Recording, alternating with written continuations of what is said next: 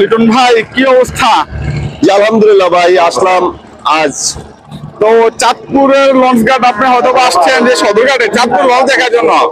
তো আপনি কাছে কি চাঁদপুর যাবেন নাকি? উদ্দেশ্য কি মূলত সদরঘাটে আসার? চাঁদপুর যাওয়ার ইচ্ছুক ছিল আমার, হঠাৎ করে সদরঘাট আসলাম, দেখলাম যাত্রী কম।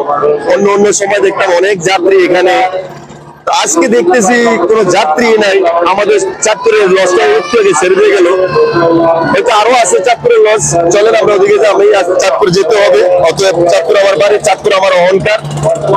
বিশেষ করে আমাদের চাঁদপুরে অল টাইম যাত্রী পাওয়া যায়, আমাদের যাত্রী হাউসফুল হয়, এটার জন্য আমরা গর্ববোধ করি।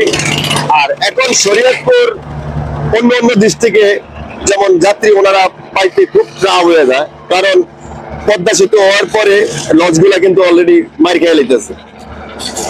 এটা দুঃখজনক, হয়তো আল্লাহ পাক একটা না একটা তাদের রিজিক রাখছে, তাই না? কিন্তু চাঁদপুরের লঞ্চ অলমোস্ট সবসময় আল্লাহ রহমতে হাউসফুল যায়। তবে আজকে সদরঘাট আসলাম, দেখলাম কোনো যাত্রী নাই, আরো বৃষ্টি হইতেছে, এই জন্যে। তো চলেন না আপনি, আমরা তো আমাদের চাঁদপুর এখানে যাই। কিন্তু লিটন ভাই, আমরা একটা সময় দেখতাম যে সদরঘাটে যে একটা জলুস ছিল লঞ্চ ব্যবসায়, বিকেল হলে দুপুর হলেই যেমন এটাকে বলা হয় পল্টুন, এই জায়গাটাতে আমরা দাঁড়াতে পারতাম না, এত মানুষ থাকতো। এখন দেখা যায় যে লঞ্চের সংখ্যা কম আর মানুষ তেমন একটা নাই।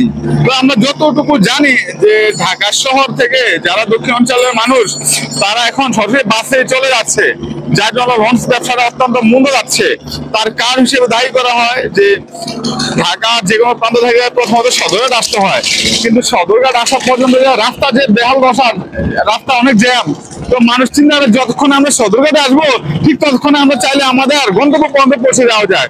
উদাহরণ, যতক্ষণ মিরপুর থেকে একটা মানুষ ঢাকায় বিশেষ করে আমাদের সদরঘাটে আসবে, হয়তো তার 1 ঘন্টা 2 ঘন্টা বেশি সময় হলে সে কিন্তু চাইলে তার বৈশাল পর্যন্ত চলে যেতে পারে, যার জন্য লঞ্চে এখন মানুষ যাতায়াত করে না। এই জিনিসটা আপনি কিভাবে দেখেন? এগুলা আপনি যেটা আমাদের প্রশ্ন করছেন, আপনাদের একদিনের থেকে আরেক দিকে নয়, কারণ চাঁদপুরের এখানে সদরঘাটে আসা মানে হাউসফুল যাত্রী হওয়ার মানে সবসময় তো মানুষ বাড়ি করে যায় না, তাই না? মানুষ সবসময় বাড়ি করে যায় না, অতএব একটা ঈদ চান লাগে। ঈদের চাঁদে যেমন হাউসফুল থাকে, মানুষ ভরপুর আসে যায়। এখন বিশেষ করে হলো চারিদিকে যাওয়ার মানুষের অ্যালাউ আছে, চারিদিকে যাওয়ার মতো মানুষের রাস্তা তৈরি করে নিয়েছে, কারণ পদ্মা সেতু ছিল না, এখন পদ্মা সেতু হয়েছে, বা পদ্মা সেতু দিয়ে এখন মানুষ যাইতেছে।